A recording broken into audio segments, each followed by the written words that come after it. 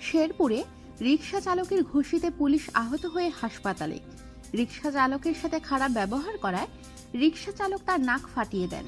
সোমবার বিকেলে নকলা উপজেলার ঝুমুর সিনেমা হলের মোড়ে শেরপুর ঢাকা সড়কের উপর যানজট নিরসন করতে গিয়ে কর্তব্যরত পুলিশ কাবিল উদ্দিন রিকশা চালক আমিরুলকে ঘাড়ে ধরে অপমান করে।